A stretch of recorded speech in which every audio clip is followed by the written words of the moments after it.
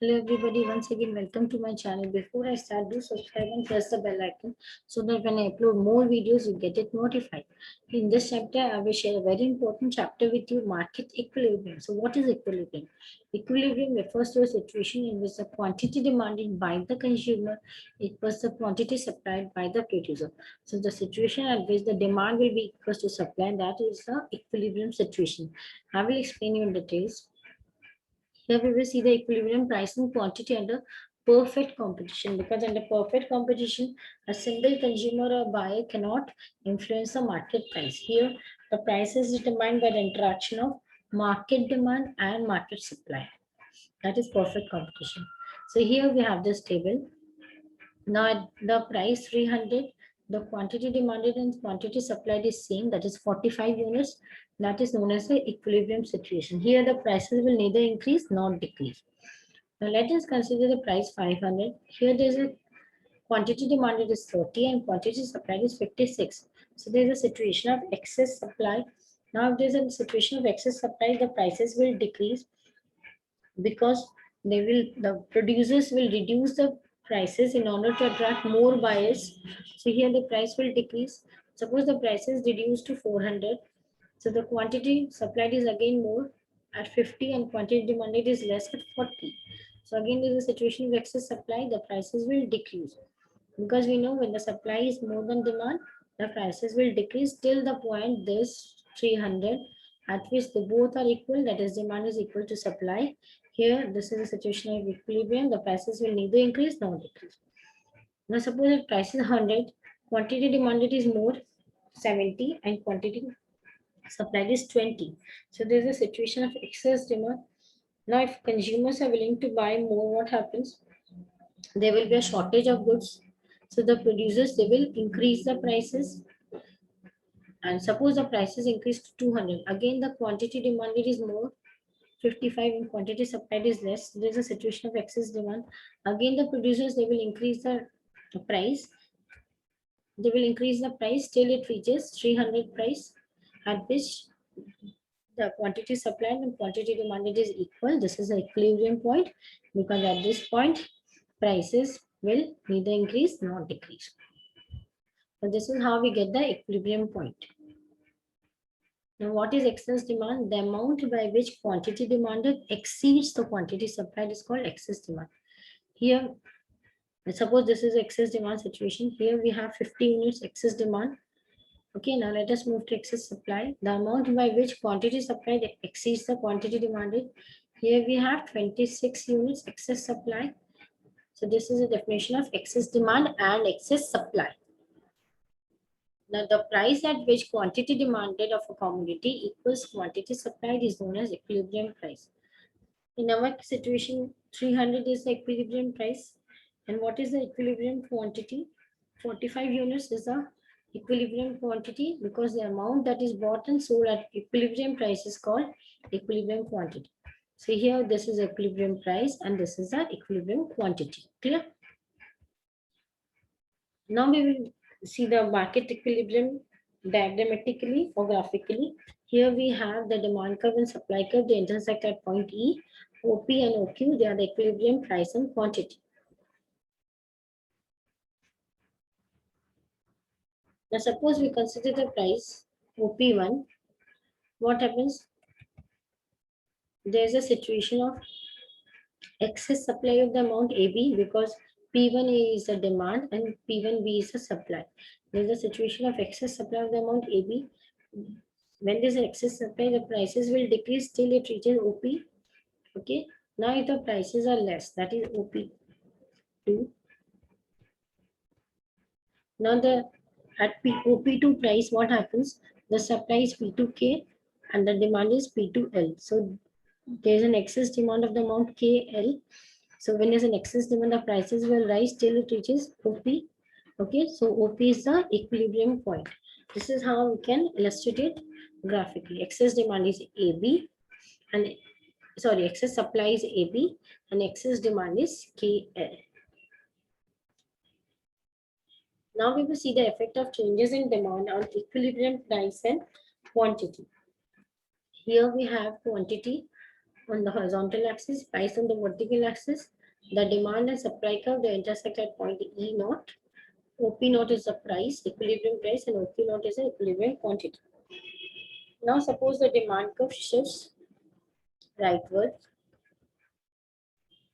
to D1.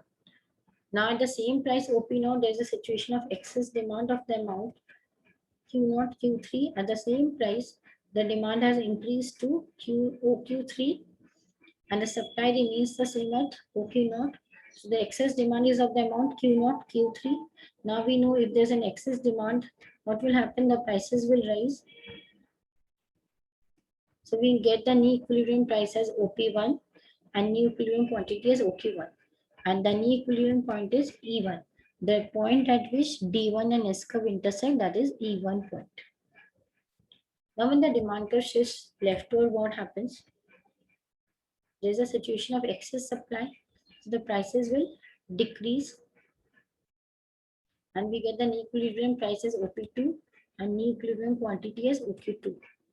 And new equilibrium point as E2. In the exam, you have to show with dotted line only one situation, that is when the demand curve shifts rightward. You don't have to show with two dotted lines when the demand curve shifts rightward and leftward. Only one situation, that is at the same price, there's a situation of excess demand of Q0, Q3.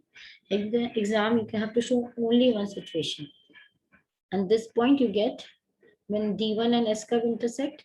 And here we get when D2 curve and S curve intersect, we get E2 point. Clear?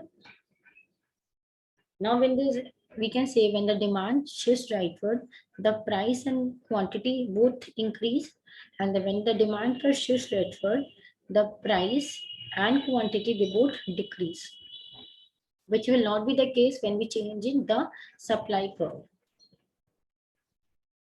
Now let us see what is the effect of changes in supply. So we have the E naught point in which D and S naught curve intersect.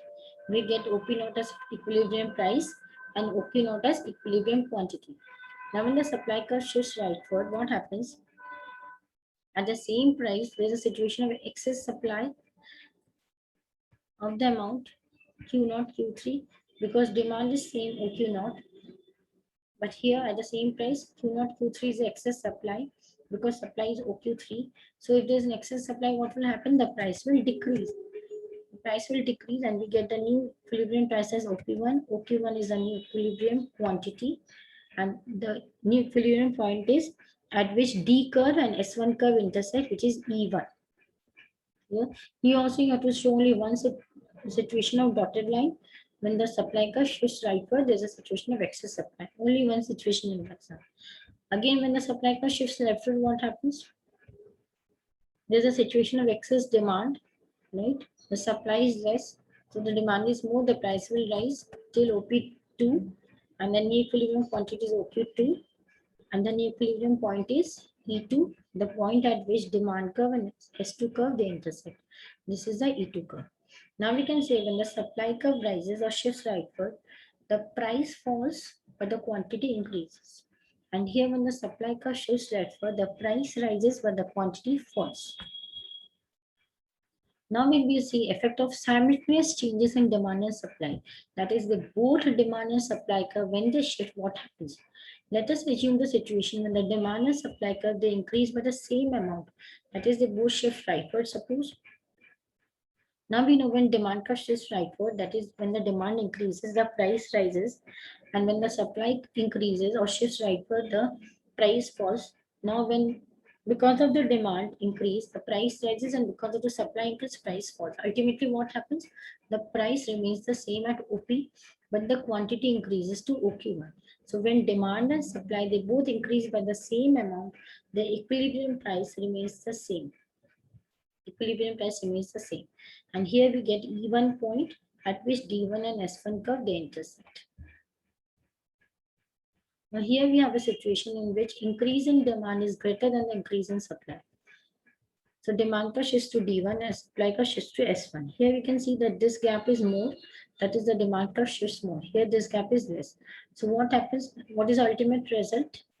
The equilibrium price will rise because we know when there's an excess demand, the price rises.